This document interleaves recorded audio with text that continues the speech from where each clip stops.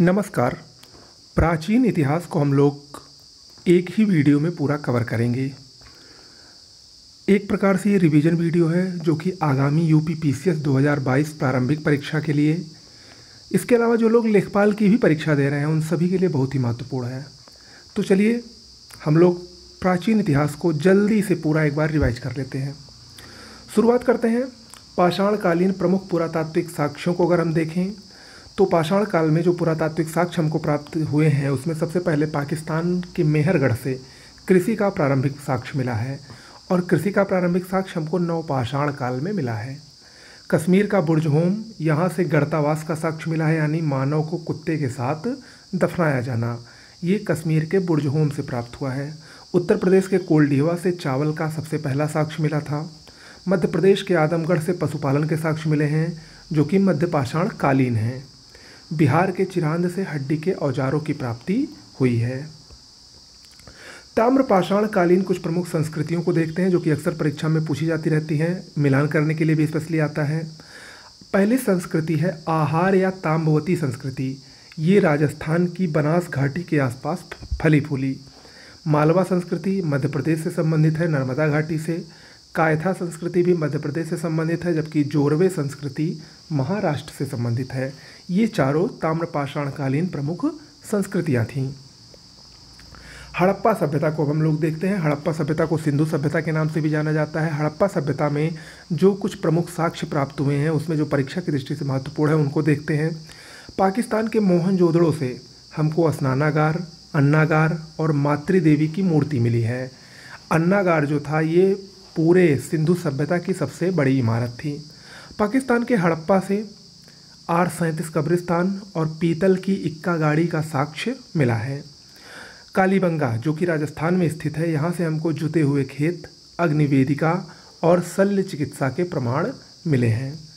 चनहूदड़ो जो कि पाकिस्तान में वर्तमान में स्थित है, यहाँ से वक्राकार ईंटों का साक्ष्य मिला है। मनका बनाने का कारखाना और कंघे का साक्ष्य मिला है। लोथल गुजरात, ये बहुत ही फेमस है, बहुत ही इम्पोर्टेंट भी है। ये यहाँ से गोदीवाड़ा का साक्ष्य मिला है, यानी नौका, डॉकयार्ड, बंदरगाह का साक्ष्य। इसके अलावा लोथल से ही युगल समाधान का साक्ष्य मिला है। धौलावीरा जो कि गुजरात से है, इसमें स्टेडियम और जलाशय का साक्ष्य मिला है। ओके, अगला है बनवाली या बनावली, कहीं कहीं लिखा रहता है, ये हरियाणा में स्थित है। बनवाली हरियाणा से हमको जौ और मिट्टी के हल के साक्ष्य प्राप्त हुए हैं। सुरकोटदा गुजरात से है, यहाँ पर हमको घोड़े के अस्थिपंजर के साक्ष्य मिले हैं। गुजरात के रंगपुर से धान की भूसी के साक्ष्य मिले हैं, जबकि हरियाणा के कुड़ाल से चांदी के 2 मुकुट हमको प्राप्त हुए हैं। और ये सभी साक्ष्य सिंधु सभ्यता या हड़प्पा सभ्यता कालीन प्रमुख साक्ष्य हैं जो कि परीक्षा की दृष्टि से अति महत्वपूर्ण हैं। ओके, आगे देखते हैं सिंधु सभ्यता की प्रमुख विशेषताओं को। सिंधु सभ्यता की विशेषताओं में देखें तो सिंधु सभ्यता की प्रमुख विशेषताओं में जो पहली विशेषता है वो ये थी कि चनहूदड़ो सिंधु सभ्यता का एकमात्र ऐसा नगर था जो दुर्गीकृत नहीं था, बाकी सभी नगरों में दुर्ग बने हुए थे। धौलावीरा 3 इकाइयों में बटा था। सिंधु सभ्यता एक नगरीय सभ्यता थी और एक कांस्य युगीन सभ्यता थी। ठीक है, कांसे का अधिक मात्रा में प्रयोग होने के कारण इसको कांस्य युगीन सभ्यता भी कहा जाता है। सिंधु सभ्यता में मातृसत्तात्मक समाज था। सिंधु सभ्यता में सेलखड़ी से बनी मोहरें प्राप्त होती हैं और उस मोहरों पर एक सींग वाले पशु की आकृति बनी थी। सिंधु सभ्यता में मातृदेवी की पूजा सबसे प्रधान थी क्योंकि वो मातृसत्तात्मक समाज था। सिंधु सभ्यता का निर्माता भूमध्य सागरीय प्रजाति को माना जाता है। ओके, आगे बढ़ते हैं, ऋग्वैदिक काल की तरफ चलते हैं। तो ऋग्वैदिक काल की प्रमुख विशेषताओं को देखें तो प्रसिद्ध विद्वान मैक्स मूलर के अनुसार आर्यों का मूल निवास स्थान मध्य एशिया था, जबकि बाल गंगाधर तिलक आर्यों का मूल निवास स्थान उत्तरी ध्रुव मानते हैं। वैदिक काल की सबसे प्रमुख नदी सिंधु थी, परंतु सबसे पवित्र नदी सरस्वती थी। सरस्वती को नदीतमा कहा गया है। ऋग्वेद में यमुना का सबसे अधिक उल्लेख 3 बार हुआ है, गंगा का 1 बार हुआ है। ऋग्वैदिक काल में गायों का सर्वाधिक महत्व था और गाय को अघन्या कहा गया है। ऋग्वेद में गाय को अघन्या यानी न मारने योग्य कहा गया है। प्रमुख वेदों को देख लेते हैं और उनको पाठ करने वाले पुरोहित को क्या कहते हैं इसको देख लेते हैं। ऋग्वेद का जो पाठ करता है उसको होता या होत्र कहते हैं। सामवेद के पाठ करने वाले को उद्गाता कहते हैं। सामवेद को भारतीय संगीत का जनक कहा जाता है, क्योंकि जो प्रमुख सुर हैं सारे गामा पादा निसा, ये सब सामवेद से ही उत्पन्न हुए हैं। ओके। यजुर्वेद, इसका पाठ करने वाले को अधर भी कहते हैं। यजुर्वेद गद्य और पद्य दोनों में लिखा गया वेद है। अथर्ववेद सबसे बाद में लिखा गया वेद और सबसे नवीनतम वेद है। इसका पुरोहित ब्रह्मा कहलाता है, यानी जो इसका पाठ करता है उसको ब्रह्मा कहते हैं। अथर्ववेद में वशीकरण और जादू टोना के मंत्र समाहित हैं। ओके, आगे बढ़ते हैं। वेदों से संबंधित कुछ प्रमुख बातों को देख लीजिए जो परीक्षा में पूछी जाती हैं। ऋग्वेद के तीसरे मंडल में सरस्वती मंत्र और 7वें मंडल में 10 राग युद्ध का वर्णन है, जो कि परशुड़ी नदी के किनारे लड़ा गया था। ठीक है। ऋग्वेद का 9वां मंडल सोम देवता को और 10वां मंडल चारों वर्ण यानी पुरुष सूक्त का उसमें उल्लेख है, जिसमें सर्वप्रथम ब्राह्मण, क्षत्रिय, वैश्य और शूद्र यानी चारों वर्णों का उल्लेख किया गया है। ऋग्वेद के 10वें मंडल में है। ओके। अथर्ववेद चारों वेदों में सबसे लोकप्रिय वेद है। राजा परीक्षित का उल्लेख अथर्ववेद में ही मिलता है। अथर्ववेद में ही सभा और समिति को प्रजापति की 2 पुत्रियां कहा गया है। सभा और समिति ये वैदिक काल की प्रमुख संस्थाएं थीं। शतपथ ब्राह्मण ये यजुर्वेद का ब्राह्मण ग्रंथ है, सबसे प्राचीन ब्राह्मण ग्रंथ है। पुरुरवा और उर्वशी का संवाद तथा पुनर्जन्म सिद्धांत ये सभी शतपथ ब्राह्मण में ही लिखे गए हैं। ओके, वेदों को देख लेते हैं और उनके उपनिषदों को देख लेते हैं। ये भी परीक्षा की दृष्टि से महत्वपूर्ण है। ऋग्वेद का उपनिषद ऐत्रेय उपनिषद है। सामवेद का उपनिषद छांदोग्य उपनिषद है, जो कि सबसे प्राचीन उपनिषद है, और कृष्ण का सबसे पहला उल्लेख छांदोग्य उपनिषद में ही मिलता है। यजुर्वेद के उपनिषदों में बृहदारण्यक बहुत ही महत्वपूर्ण है। बृहदारण्यक में ही गार्गी याज्ञवल्क्य के संवाद और ओम की उत्पत्ति का सिद्धांत मिलता है। इसके अलावा यजुर्वेद का एक और उपनिषद है कठोपनिषद, इसमें यम नचिकेता संवाद का वर्णन मिलता है। अथर्ववेद का एक उपनिषद है मुंडकोपनिषद, जिससे ही हमको सत्यमेव जयते मिलता है। ओके, तो ये वेद और उनके उपनिषद हो गए। सभा और समिति हमने आपको बताया ऋग्वैदिक काल की सबसे प्रमुख संस्था थी, जिसमें सभा जो थी वो प्रबुद्ध जनों की संस्था थी और समिति जो थी वो आम लोगों की संस्था थी। ऋग्वैदिक काल में जीवन भर कुंवारी रहने वाली कन्याओं को अमाजू कहा जाता था, याद रखिएगा। ऋग्वैदिक कालीन प्रमुख देवताओं की अगर हम बात करें तो सबसे प्रमुख देवता ऋग्वैदिक काल के इंद्र थे। इनके ऊपर 250 मंत्र हैं। इनको शक्ति और न्याय का देवता कहा जाता था और पुरंदर भी इंद्र को कहा गया है। इसके बाद दूसरे प्रमुख देवता ऋग्वैदिक काल के अग्नि थे। इनके ऊपर 200 मंत्र है और ऋग्वेद का जो सबसे पहला मंत्र है वो अग्नि देवता को ही समर्पित है। अग्नि देवता को भगवान और मनुष्यों के बीच का मध्यस्थता का कार्य इनको सौंपा गया था, यानी ये मध्यस्थ का कार्य करते थे। तीसरे प्रमुख देवता वरुण थे, जल और ऋतुओं के रक्षक थे। इनको ऋतस्य गोपा कहा गया है।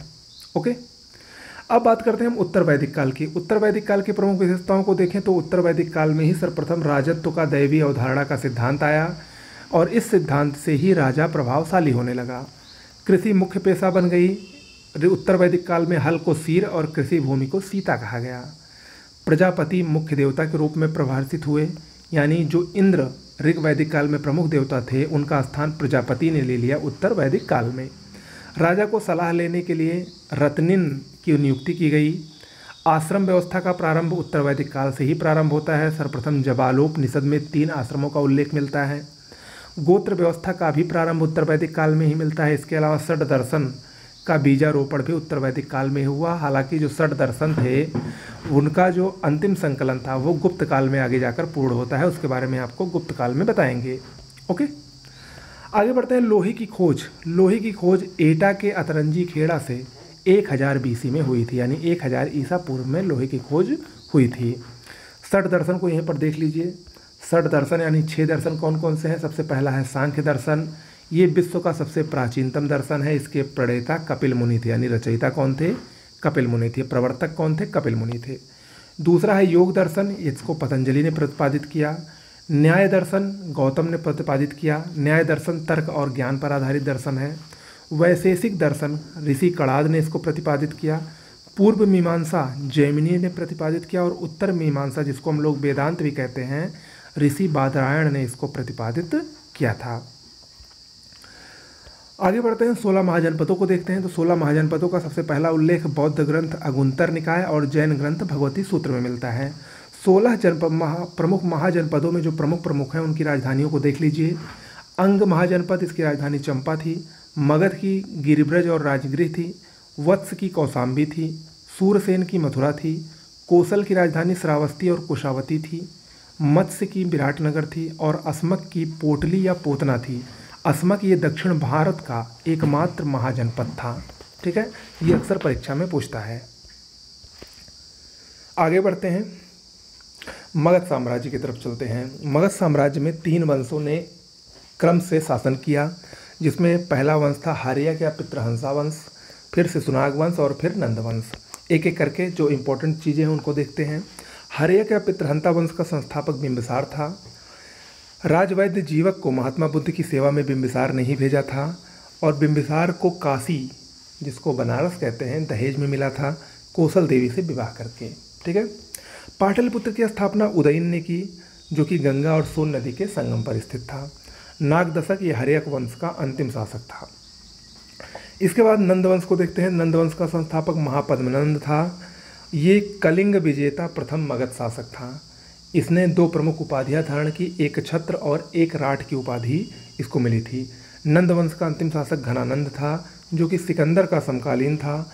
घनानंद को चंद्रगुप्त मौर्य ने मारकर मौर्य वंश की स्थापना की थी। ओके, सिकंदर के बारे में देख लें। सिकंदर यूनान निवासी था। 326 ईसा पूर्व में इसने खैबर दर्रा पार करके भारत पर आक्रमण किया और सिकंदर और पोरस के बीच झेलम नदी पर एक बहुत ही प्रसिद्ध युद्ध हुआ था, जिसको वितत्सा या हाइडेस्पीज का युद्ध कहा जाता है। इसमें पोरस की हार हुई थी, लेकिन पोरस की बहादुरी से प्रभावित होकर सिकंदर ने जो उससे राज्य जीता था उसको उसने वापस लौटा दिया था। ओके, आगे बढ़ते हैं, हम जैन धर्म की तरफ चलते हैं। जैन धर्म के प्रमुख तीर्थंकरों को देखें तो जैन धर्म में कुल 24 तीर्थंकर हुए हैं, जिसमें जो पहले तीर्थंकर थे वो थे आदिनाथ, या इनको ऋषभदेव भी कहा जाता है। इनका प्रतीक चिन्ह वृषभ या सांड है। दूसरे तीर्थंकर अजीतनाथ थे। इनका प्रतीक चिन्ह गज यानी हाथी है। 22वें तीर्थंकर अरिष्टनेमी थे। इनका प्रतीक चिन्ह शंख है। 23वें तीर्थंकर पार्श्वनाथ थे। इनका प्रतीक चिन्ह सर्प यानी सांप है। और ये काशी के महाराज अश्वसेन के पुत्र थे पार्श्वनाथ। और 24वें और लास्ट और सबसे महत्वपूर्ण तीर्थंकर महावीर स्वामी थे, जिनका प्रतीक चिन्ह सिंह यानी शेर है। ओके, महावीर स्वामी के बारे में हम लोग जानते हैं। ये जैन धर्म के वास्तविक संस्थापक थे। ऋजुपालिका नदी के तट पर इनको कैवल्य यानी ज्ञान की प्राप्ति हुई थी। इनके प्रथम शिष्य इनके दामाद जामाली थे। ओके, जैन धर्म की विशेषताओं की अगर हम बात करें तो जैन धर्म में त्रिरत्नों का उल्लेख है। त्रिरत्न कौन कौन से हैं? सम्यक दर्शन, सम्यक ज्ञान और सम्यक आचरण। ये त्रिरत्न हैं जो कि जैन धर्म से संबंधित हैं। पंच महाव्रत का सिद्धांत यानी सत्य, अहिंसा, अस्तेय, अपरिग्रह और ब्रह्मचर्य, ये पंच महाव्रत भी जैन धर्म से ही संबंधित हैं, जिसमें ये शुरुआत के 4 जो सिद्धांत थे वो पार्श्वनाथ के समय से ही चले आ रहे थे, लेकिन जो 5वां सिद्धांत था उसको महावीर स्वामी ने जोड़ा था। जैन धर्म पुनर्जन्म में विश्वास करता था। जैन साहित्य को आगम कहा जाता है। संलेखना पद्धति, निर्जरा पद्धति, स्यादवाद, सप्तभंगनीय, ये कुछ प्रमुख जैन धर्म से संबंधित शब्दावलियां हैं। युद्ध और कृषि दोनों को जैन धर्म में वर्जित किया गया है, प्रतिबंधित किया गया था। ठीक है, तो ये याद रखिएगा। प्रमुख जैन संगीतियों को देख लें तो पहली जैन संगीत पाटलिपुत्र में हुई थी, स्थूलभद्र की अध्यक्षता में। इसमें श्वेतांबर और दिगंबर में जैन धर्म का विभाजन हो गया था। श्वेतांबर जो सफ़ेद वस्त्र पहनते थे और दिगंबर जो नग्न अवस्था में रहते थे। द्वितीय जैन संगीति गुजरात के बल्लभी में हुई। इसके अध्यक्ष देवर्धि क्षमा श्रमण थे। ठीक है, देखिए आप लोगों को ऐसे ही सारे सब्जेक्ट्स की मैं एक बार रिवाइज करवा दूंगा एक ही वीडियो में, और करंट अफेयर्स की नोट्स बन रही है जो कि आपको 25 मई तक उपलब्ध हो जाएगी। हमारे चैनल को तुरंत सब्सक्राइब कर लें, बहुत सारी अच्छी चीज़ें, इसके अलावा ढेर सारी नोट्स आपको उपलब्ध हैं। अगर आप नोट्स लेना चाहते हैं तो भी कमेंट बॉक्स में नंबर दिया गया है, उस पर व्हाट्सएप या टेलीग्राम के जरिए मैसेज करके उसका सैंपल देखकर नोट्स परचेज कर सकते हैं। ओके, चलिए आगे बढ़ते हैं बौद्ध धर्म की तरफ। बौद्ध धर्म के संस्थापक गौतम बुद्ध थे, जिनको आगे चलकर महात्मा बुद्ध के नाम से जाना गया। 29 वर्ष की अवस्था में इन्होंने गृह त्याग किया और इनके गृह त्याग की घटना महानिभिष्क्रमण कहलाती है, जिसका प्रतीक घोड़ा था। 35वें वर्ष में निरंजना नदी के तट पर इनको ज्ञान की प्राप्ति हुई, पीपल वृक्ष के नीचे गया नामक स्थान पर। पहला उपदेश इन्होंने सारनाथ में दिया, जिसको ऋषि पत्तनम भी कहा जाता है। इन्होंने जो पहला उपदेश दिया उसको धर्मचक्र प्रवर्तन कहा गया। अंतिम उपदेश इन्होंने सुभद्र को दिया था। बौद्ध धर्म का सबसे अधिक प्रचार कोसल राज्य में हुआ। इनकी महापरिनिर्वाण यानी इनकी मृत्यु, जिसको महापरिनिर्वाण कहा गया, कहाँ पर हुई? कुशीनगर में हुई, जिसका प्रतीक चिन्ह स्तूप है। ओके, बौद्ध धर्म की विशेषताओं को अगर हम देखें तो बौद्ध धर्म प्रमुख रूप से अनीश्वरवादी और अनात्मवादी धर्म है, लेकिन पुनर्जन्म में बौद्ध धर्म विश्वास करता है। बौद्ध धर्म में भी त्रिरत्न हैं। इसके त्रिरत्न बुद्ध, धम्म और संघ हैं। 4 आर्य सत्य बौद्ध धर्म में हैं: दुख, दुख समुदाय, दुख निरोध और दुख निरोध गामिनी प्रतिपदा। और ये जो चौथा है दुख निरोध गामिनी प्रतिपदा, इसी में ही अष्टांगिक मार्गों का उल्लेख है। बौद्ध साहित्य, जिसको त्रिपिटक कहा गया है, ये हैं सुत्त पिटक, अभिधम्म पिटक और विनय पिटक। संघ में प्रविष्ट होना, बौद्ध धर्म में अगर कोई संघ में प्रवेश करता था तो उसको उपसम्मता और गृहस्थ जीवन का त्याग प्रवज्य कहलाता था। ये बौद्ध धर्म से संबंधित कुछ प्रमुख शब्दावलियां हैं। ओके, बौद्ध संगीतियों को देख लेते हैं। तो प्रथम बौद्ध संगीति राजगृह में हुई। कुल 4 बौद्ध संगीतियाँ हुई थी, आपको पता है। चारों बहुत ही महत्वपूर्ण है, मिलान करने के लिए अक्सर पूछ लेता है, तो इसको जरूर याद रखिएगा। प्रथम बौद्ध संगीति राजगृह में हुई। इसके अध्यक्ष महाकश्यप थे। अजात शत्रु का शासनकाल था, उस समय हर्यक वंश का शासक था ये, और इसमें बुद्ध के उपदेशों का संकलन हुआ। द्वितीय बौद्ध संगीति वैशाली में हुई, सुबुकामी की अध्यक्षता में, और उस समय शिशुनाग वंश के शासक कालाशोक का शासनकाल था। तृतीय बौद्ध संगीति पाटलिपुत्र में हुई, मोगलिपुत्र तिस्स की अध्यक्षता में, उस समय मौर्य वंश के प्रसिद्ध शासक अशोक का शासनकाल था, और इसमें तीसरा पिटक जोड़ा गया था। चतुर्थ बौद्ध संगीति कुंडलवन कश्मीर में हुई। इसकी अध्यक्षता वसुमित्र ने की थी, जबकि इसमें उपाध्यक्ष अश्वघोष थे, और ये संगीति कुषाण वंश के प्रसिद्ध शासक कनिष्क के शासनकाल में हुई थी। इसी में ही चतुर्थ इसलिए इम्पोर्टेंट है क्योंकि चतुर्थ बौद्ध संगीति में ही बौद्ध धर्म का विभाजन हो गया, हीनयान और महायान में। ओके, बोधिसत्व की अवधारणा ये महायान संप्रदाय से संबंधित है। माध्यमिकवाद या शून्यवाद के प्रवर्तक नागार्जुन हैं, और ये जो माध्यमिकवाद है ये महायान का संप्रदाय है, याद रखिएगा, महायान का संप्रदाय है। अब कुछ और धर्मों को देख लेते हैं। भागवत या वैष्णव धर्म के प्रवर्तक कृष्ण को माना गया है, जो कि घोर अंगिरस के शिष्य थे। नवधा भक्ति ये वैष्णव धर्म से संबंधित है, खासकर ये महाराष्ट्र में बहुत ही प्रचलित है नवधा भक्ति। पाशुपत संप्रदाय ये शैव धर्म का सबसे प्राचीन संप्रदाय है। इसके संस्थापक लकुलीश को माना जाता है। अब आगे हम बढ़ते हैं संगम काल की तरफ। संगम काल, दक्षिण भारत का इतिहास हमको संगम काल से ही प्राप्त होता है। संगम काल के अंतर्गत कुल 3 संगम हुए थे, जिसमें पहला संगम मदुरा में हुआ था, जिसकी अध्यक्षता अगस्त्य ऋषि ने की। दूसरा संगम कपाटपुरम में हुआ, इसकी भी अध्यक्षता अगस्त्य ऋषि ने ही की थी। तीसरा संगम मदुरा में फिर हुआ, लेकिन इसकी अध्यक्षता नक्कीरर ने की थी। संगम युग के प्रमुख राज्यों को हम बात करें तो 3 प्रमुख राज्य थे, चोल, चेर और पांड्य। चोल राज्य की राजधानी पुहार या कावेरी पत्तनम थी, और इसका प्रमुख शासक कारिकाल था।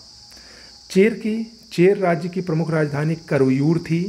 इसमें प्रमुख शासक सेन गुट्टवन था, और इसी ने पत्तिनी देवी की पूजा प्रारंभ करवाई थी। पांड्य राज्य, इसकी राजधानी मदुरा थी। पांड्य राज्य मोतियों के लिए प्रसिद्ध था, याद रखिएगा, बहुत बार पूछा गया है। पांड्य राज्य मोतियों के लिए बहुत ही प्रसिद्ध था। संगम काल का एक बहुत ही प्रसिद्ध व्याकरण ग्रंथ है तोलक्कापियम, ये इंपॉर्टेंट है, याद रखिएगा। तोलक्कापियम क्या है? संगम काल का व्याकरण ग्रंथ है। संगमकालीन महाकाव्य भी बहुत महत्वपूर्ण है। 3 महाकाव्य थे। पहला है शिलप्पादिकारकम, इसके लेखक इलिंगो आदिगल थे। इसको तमिल साहित्य का इलियड कहा जाता है। दूसरा मणिमेखले है, इसके लेखक शीतलय सत्तनार हैं। इसको तमिल साहित्य का ओडिसी कहा जाता है। जबकि तीसरा प्रमुख महाकाव्य जीवक चिंतामणि है, इसको विग्रह की पुस्तक कहा जाता है। ओके, आगे बढ़ते हैं। हम लोग मौर्य साम्राज्य को देखते हैं। मौर्य साम्राज्य का काल 322 ईसा पूर्व से 184 ईसा पूर्व था। इसके कुछ प्रमुख राजाओं की अगर हम बात करें तो चंद्रगुप्त मौर्य, बिंदुसार, अशोक और बृहदत्त मौर्य। सबसे पहले चंद्रगुप्त मौर्य को देखते हैं। चंद्रगुप्त मौर्य मौर्य वंश का संस्थापक था। विलियम जोन्स ने चंद्रगुप्त मौर्य को सैंड्रो कोट्स कहा है। ये भारत का पहला महान ऐतिहासिक सम्राट था। चंद्रगुप्त मौर्य के बाद बिंदुसार अगला शासक हुआ। चंद्रगुप्त का ये बेटा था। बिंदुसार को अमित्र घाती की उपाधि दिया गया है। डाइमेकस जो कि सीरिया का राजदूत था, वो इसी के शासनकाल में आया था भारत।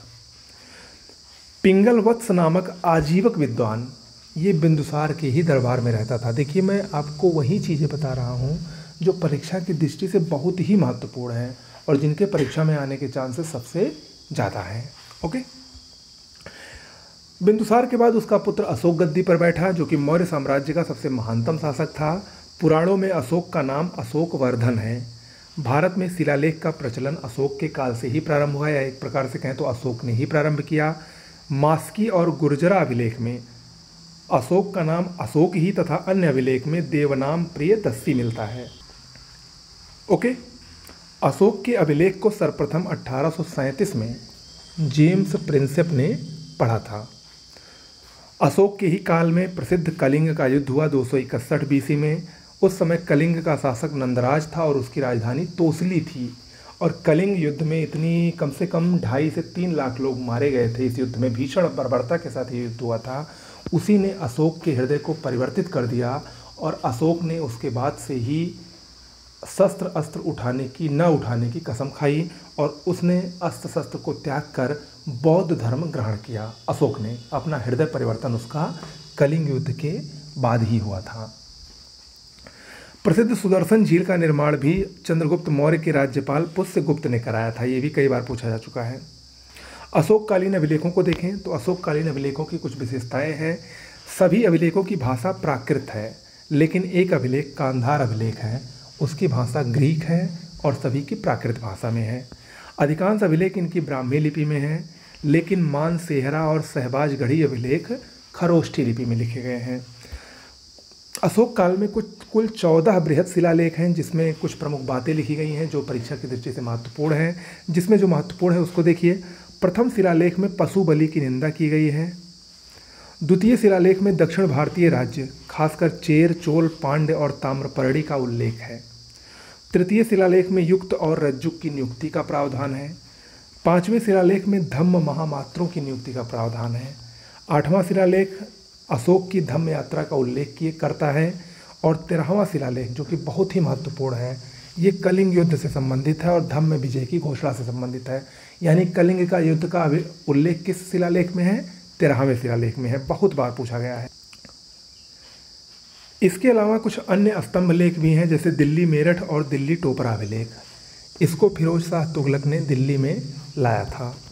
रानी का अभिलेख कौसाम्बी स्तंभ लेख को कहा जाता है। ये अशोक की प्रमुख रानी कारुवाकी से संबंधित है। रुम्मनदेई स्तंभ लेख, जो कि नेपाल में स्थित है, इसको आर्थिक अभिलेख भी कहा जाता है। इसमें ये लिखा है कि अशोक ने लुम्बिनी में बलि नामक एक धार्मिक कर को माफ़ किया था और भूराजस्व को 1/6 से घटाकर 1/8 कर दिया था। ये अशोक के रुम्मनदेई स्तंभ लेख से ज्ञात होता है। मौर्यकालीन प्रमुख अधिकारियों को देख लीजिए, पूछा जाता है। मौर्यकाल में समाहर्ता ये कर निर्धारण अधिकारी होता था, एक प्रकार से कहें तो वित्त मंत्री होता था। सन्निधाता ये कोषागार संरक्षक होता था। कर्मांतिक ये उद्योग मंत्री होता था। पण्याध्यक्ष ये व्यापार और वाणिज्य का प्रमुख होता था। सीताध्यक्ष राजकीय कृषि विभाग का अध्यक्ष होता था। ये महामात्य सर्प गुप्तचर विभाग का ये प्रमुख होता था। धर्मस्थीय दीवानी न्यायालय के प्रमुख कहते थे। फौजदारी न्यायालय कंटक शोधन कहलाता था। और अदेव मात्रिक ये वह भूमि होती थी जिस पर बिना वर्षा के भी अच्छी खेती हो सके। मौर्य काल में ऐसी भूमि को अदेव मात्रिक कहा जाता था। ठीक है, तो ये कुछ प्रमुख शब्दावलियां हैं मौर्य काल से संबंधित। मेगास्थनीज के बारे में देखते हैं। मेगास्थनीज यूनानी शासक सेल्यूकस का राजदूत था। 304 से 299 ईसा पूर्व तक ये चंद्रगुप्त मौर्य के दरबार में रहा। इसने एक पुस्तक लिखी जिसका नाम था इंडिका। इंडिका के ही अनुसार भारत का समाज 7 जातियों में विभक्त था और भारत में दास नहीं थे, दासता यानी दास प्रथा नहीं थी, ऐसा इंडिका में मेगस्थनीज ने कहा है। इंडिका में ही पाटलिपुत्र के नगर प्रशासन का भी वर्णन है।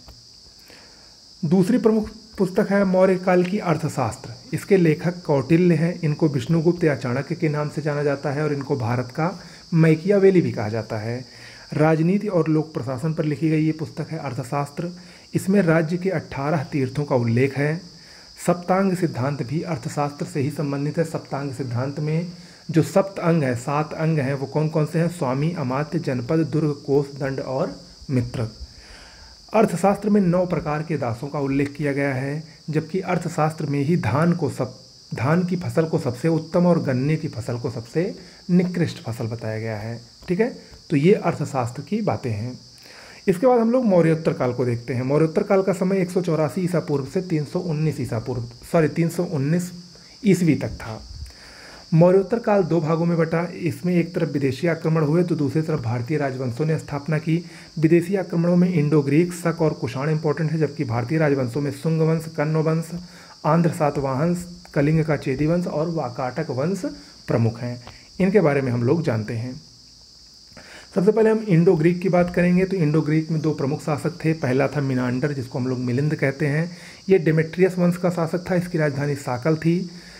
इसका वर्णन नागसेन द्वारा रचित मिलिंद पान्हू में है। ठीक है। दूसरा शासक था एंटियाल कीट्स। ये यूक्रेटाइड वंश का था। इसके राजदूत हेलियोडोरस ने विदिशा में गरुड़ स्तंभ स्थापित करवाया था। ओके। दूसरा प्रमुख शासक था शक वंश। इसमें रुद्रदामन सबसे प्रसिद्ध शासक था। रुद्रदामन के बारे में जानकारी का स्रोत उसका जूनागढ़ अभिलेख है, जो कि संस्कृत में लिखा गया अभिलेख है। रुद्रदामन ने सुदर्शन झील की मरम्मत भी कराई थी। नहपान, ये भी एक शक शासक था। नहपान को छहरात वंश का विनाशक कहा गया है। कुषाण वंश का संस्थापक विम कटफिसस था और विम कटफिसस ने ही भारत में सबसे पहले सोने के सिक्कों का प्रचलन किया। कुषाण वंश का सबसे प्रसिद्ध शासक कनिष्क था। इसकी राजधानी 2 थीं। पहली थी पुरुषपुर यानी पेशावर और दूसरी मथुरा। 78 ईस्वी में इसने राज्यारोहण किया, जो कि आज भी भारत में शक संवत का प्रतीक है। जो भारत में शक संवत चलता है वो कनिष्क के राज्यारोहण का प्रतीक है। ओके। इसके दरबार में नागार्जुन, चरक, अश्वघोष और वसुमित्र जैसे विद्वान भी रहते थे। गांधार और मथुरा कला शैली ये कनिष्क के ही काल में जन्मी, खारकर कुषाण वंश में। बुद्ध की प्रथम मूर्ति मथुरा कला शैली में ही निर्मित हुई है, याद रखिएगा। देखिए 2 चीज़ें हैं। बुद्ध की जो पहली मूर्ति है वो मथुरा कला शैली में बनी, लेकिन जो बुद्ध की सर्वाधिक मूर्तियां हैं वो गांधार कला शैली में बनी थी, तो याद रखिएगा इसको। शुंग वंश की बात करें, ये भारतीय राजवंश था। इसके संस्थापक पुष्यमित्र शुंग थे। इनके बारे में जानकारी हमको इनके राज्यपाल धनदेव के अयोध्या अभिलेख से मिलती है। पुष्यमित्र शुंग ने पतंजलि के नेतृत्व में 2 अश्वमेघ यज्ञ किया था। शुंग वंश का अंतिम शासक देवभूति था। शुंग वंश के बाद कण्व वंश आया। इसका संस्थापक वसुदेव था और इसका अंतिम शासक सुशर्मन था। कण्व वंश के बाद आंध्र सातवाहन वंश आया, जो कि बहुत ही महत्वपूर्ण है। आंध्र सातवाहन वंश का संस्थापक सिमुक था। इसकी राजधानी प्रतिष्ठान यानी महाराष्ट्र थी। इसमें कई शासक हुए, जिसमें प्रमुख शासक सातकर्णी प्रथम, हाल, गौतमीपुत्र सातकर्णी, वशिष्ठीपुत्र पुलवामी हैं। पहली शताब्दी में ब्राह्मणों को भूमि दान का साक्ष्य, जो कि नागनिका अभिलेख में वर्णित है, वो आंध्र सातवाहन वंश में ही प्राप्त होता है। हाल, जो कि एक प्रसिद्ध इसका शासक था, हाल ने प्राकृत भाषा में गाथा सप्तशती की रचना की तथा इसी के काल में गुढ़ाढ्य नामक एक विद्वान ने बृहत कथा कोश की रचना की थी। आंध्र सातवाहन वंश के सबसे प्रमुख शासकों में से एक हैं गौतमीपुत्र सातकर्णी, जो कि आंध्र सातवाहन वंश का सर्वश्रेष्ठ शासक था। इसको छहरात वंश का विनाशक कहा गया है। एका ब्राह्मण इसकी उपाधि है। इसका अंतिम शासक यानी आंध्र सातवाहन वंश का अंतिम शासक यज्ञश्री सातकर्णी था। कलिंग का चेदी वंश, इसके संस्थापक महामेघवान थे, लेकिन इसका प्रसिद्ध शासक, सबसे प्रतापी शासक खारवेल था, जिसके बारे में हमको जानकारी इसके हाथी गुम्फा अभिलेख से प्राप्त होती है। वाकाटक वंश का संस्थापक बिंदशक्ति था। सातवाहन शासकों के बारे में एक बात और जान लीजिए। आंध्र सातवाहन शासकों ने ही सबसे पहले शीशे के सिक्के चलाए थे। ओके, गुप्त काल को देखते हैं। गुप्त काल का पीरियड 319 से 550 ईस्वी था। इसके संस्थापक श्रीगुप्त को माना जाता है, जबकि इसका वास्तविक संस्थापक चंद्रगुप्त प्रथम को माना जाता है। चंद्रगुप्त प्रथम ने 319 ईस्वी में गुप्त संवत चलाया था और लिच्छवी राजकुमारी कुमार देवी से विवाह भी किया था। अगर हम बात करें गुप्त साम्राज्य के प्रमुख शासकों की, तो उसमें चंद्रगुप्त प्रथम, समुद्रगुप्त, चंद्रगुप्त द्वितीय, फिर कुमारगुप्त, स्कंदगुप्त और सबसे अंतिम में विष्णुगुप्त, ये कुछ प्रमुख गुप्त काल के शासक थे। एक एक करके जो अति महत्वपूर्ण तथ्य हैं उनको देखते हैं। समुद्रगुप्त के बारे में जानते हैं। इसको भारत का नेपोलियन विंसेंट स्मिथ ने कहा था, याद रखिएगा। इसके बारे में जानकारी का प्रमुख स्रोत इसके राज्यपाल हरिसेन द्वारा लिखित प्रयाग प्रशस्ति लेख है। समुद्रगुप्त को पृथ्व्या प्रथम वीर भी कहा जाता है। इसने 6 प्रकार की मुद्रा चलाई थी, जो कि गरुड़, धनुर्धर, परशु, अश्वमेघ, व्याघ्रहंता और वीणा शरण थी। दूसरा प्रमुख शासक था चंद्रगुप्त द्वितीय, जिसको विक्रमादित्य की उपाधि से नवाजा गया था। इसका काल गुप्त काल का स्वर्णयुग कहा जाता है। इसकी 2 राजधानियां थी, पाटलिपुत्र और उज्जैन। इसने वैवाहिक संबंधों से अपने साम्राज्य का विस्तार किया। जैसे इसने अपनी पुत्री प्रभावती के विवाह वाकाटक नरेश रुद्रसेन द्वितीय से किया था। मेहरौली स्थित लौह स्तंभ का निर्माण भी इसी ने करवाया था। इसी के दरबार में प्रसिद्ध नवरत्न रहते थे, जिसमें कालिदास, वराहमिहिर, धन्वंतरी, अमर सिंह और घटकरपर जैसे विद्वान प्रमुख थे। इसके काल में एक बहुत ही प्रसिद्ध चीनी यात्री आया था, जिसका नाम फाह्यान था, और उसने अपनी पुस्तक लिखी जिसका नाम फू ओ की था। ओके, अगला प्रमुख शासक था कुमारगुप्त। कुमारगुप्त के काल की सबसे बड़ी विशेषता यही है कि इसके काल में गुप्त काल के सर्वाधिक अभिलेख मिले हैं। इसी के समय में इसने नालंदा विश्वविद्यालय की स्थापना भी की थी। स्कंदगुप्त अगला प्रमुख शासक था। इसी के समय में हूणों का आक्रमण हुआ था।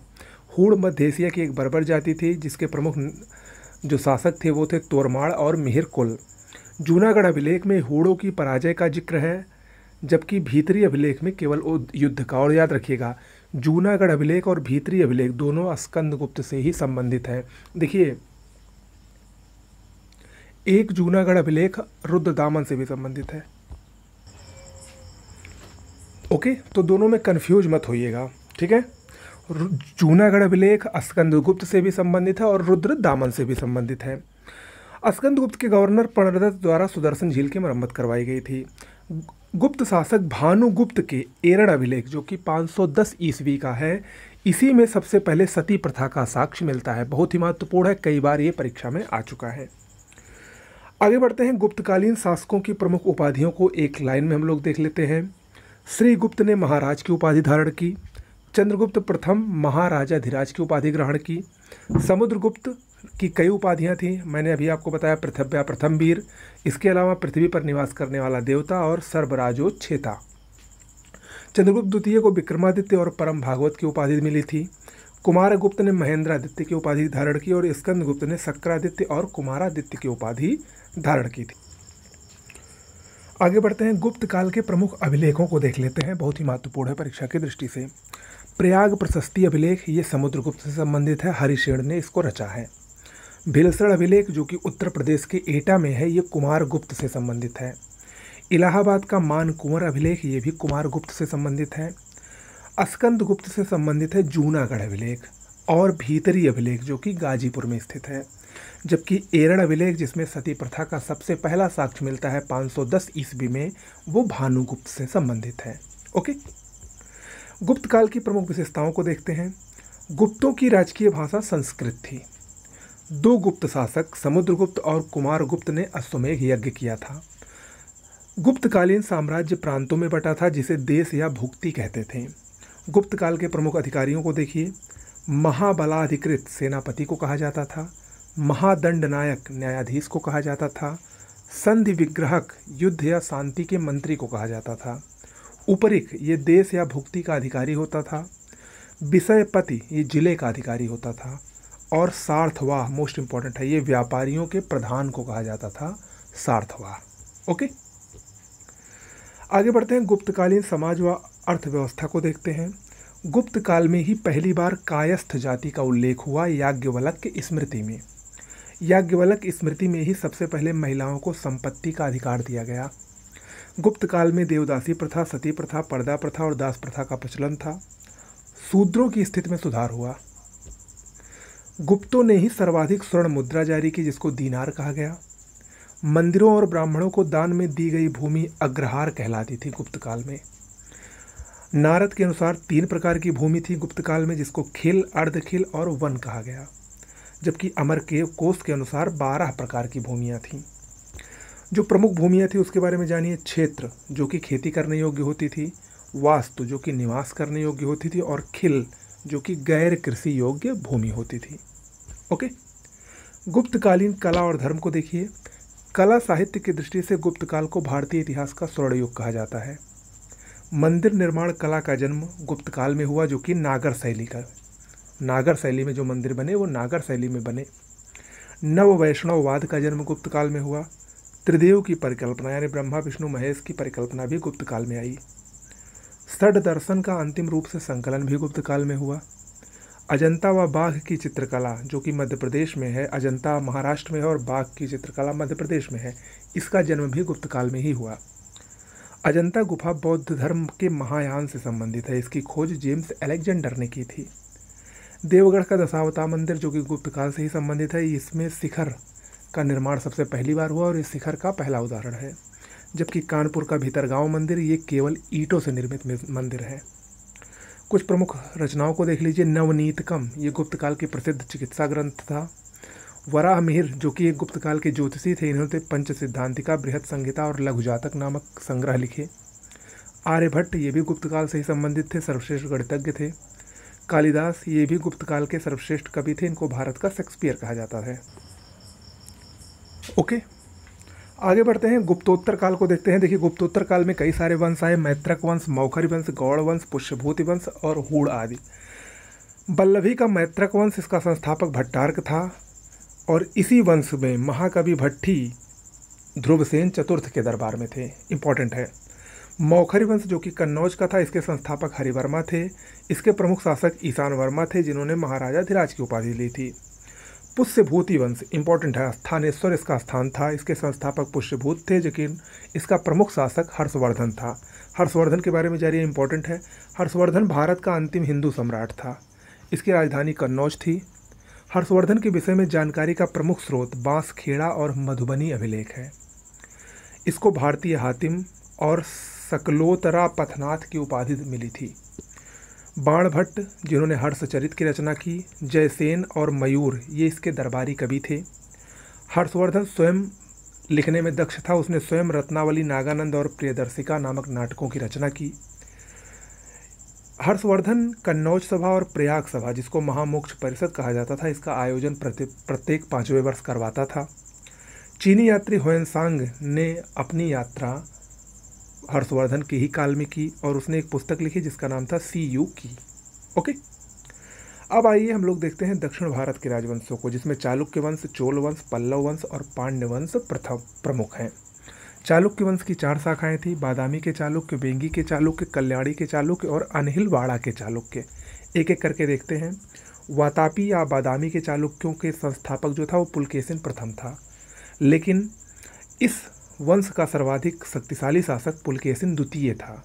इसके बारे में जानकारी का स्रोत इसका ऐहोल अभिलेख है, जिसको रविकीर्त ने लिखा था। इसने नर्मदा के तट पर हर्षवर्धन को हराया था। इसके ऐहोल अभिलेख से ये ज्ञात भी होता है। इस वंश का अंतिम शासक कीर्तवर्धन द्वितीय था।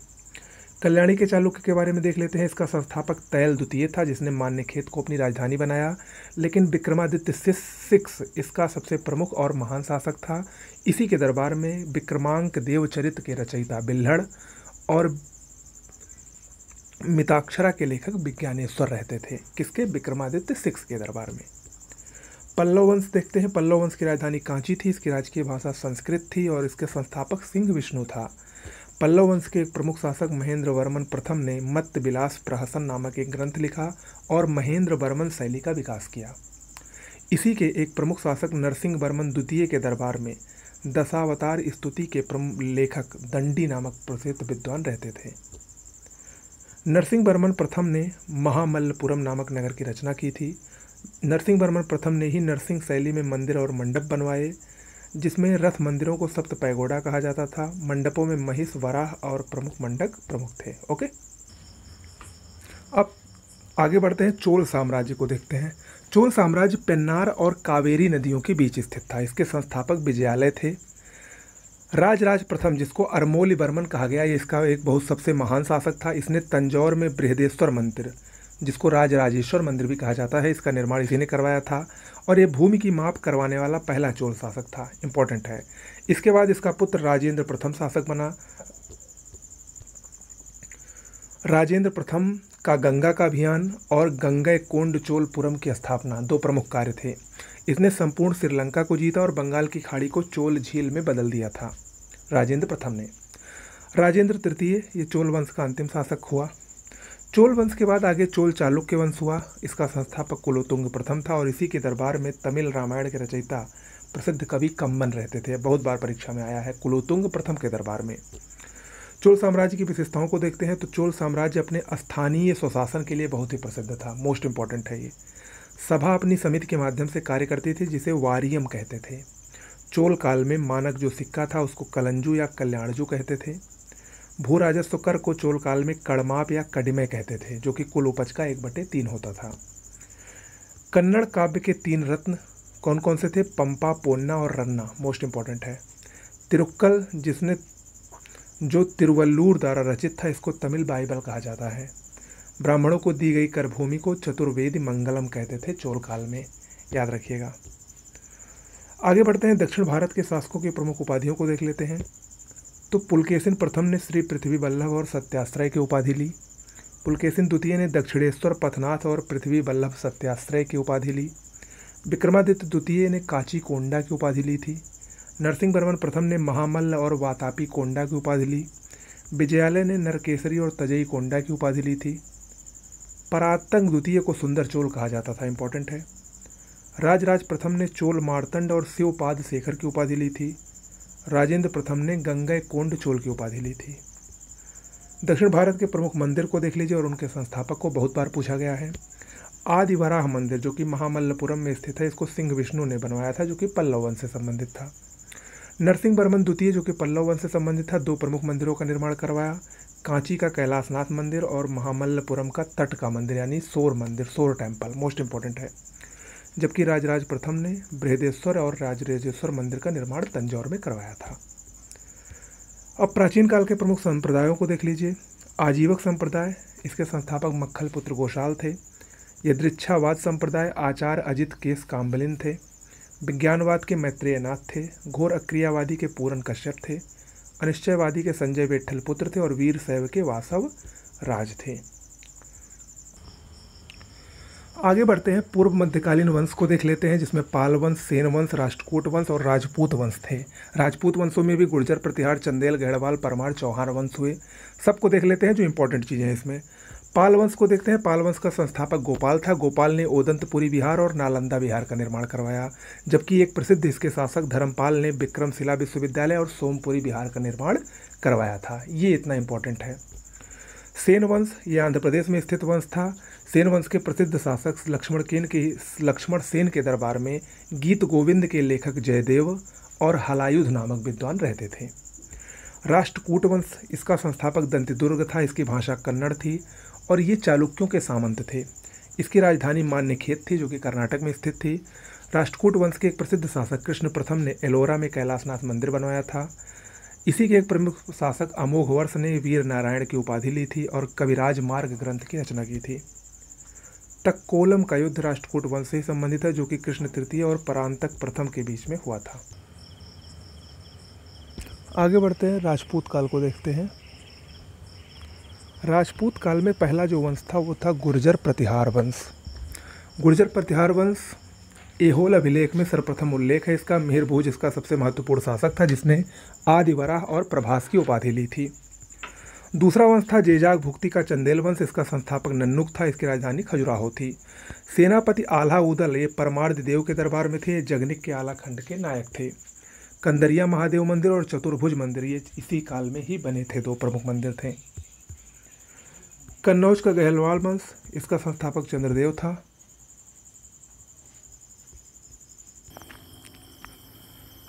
कन्नौज का गहड़वाल वंश, इसके संस्थापक चंद्रदेव थे, प्रमुख शासक जयचंद था और इसी के काल में चंदावर का युद्ध हुआ था जयचंद और मोहम्मद गोरी के बीच में।